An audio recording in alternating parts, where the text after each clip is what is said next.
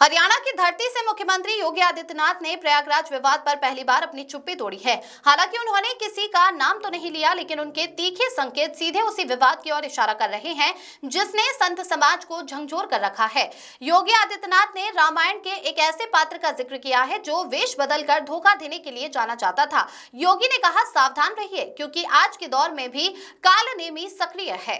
हरियाणा में एक जनसभा को संबोधित करते हुए योगी आदित्यनाथ ने दो टूक शब्दों में कहा कि सनातन धर्म को बाहरी दुश्मनों से ज्यादा खतरा उन लोगों से है जो धर्म का चोला ओढ़कर इसे भीतर से कमजोर कर रहे हैं। योगी आदित्यनाथ ऐसे तमाम कालनेमी होंगे जो धर्म की आड़ में सनातन धर्म को कमजोर करने की साजिश रच रहे होंगे। हमें उनसे सावधान रहना होगा, सनातन की इस शक्ति को पहचानना होगा। योगी आदित्यनाथ का ये कालनेमी वाला प्रहार आखिर किसके लिए है? प्रयागराज में शंकराचार्य की पदवी और आश्रम को लेकर जो घमासान मचा है, क्या योगी का इशारा उसी ओर है?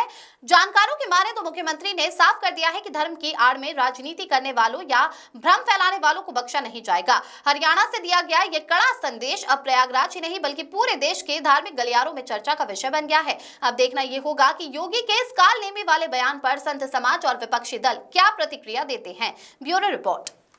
एक योगी के लिए, एक सन्यासी के लिए, एक संत के लिए धर्म और राष्ट्र से बढ़कर के कुछ नहीं हो सकता। यही उसके जीवन का ध्येय होना चाहिए।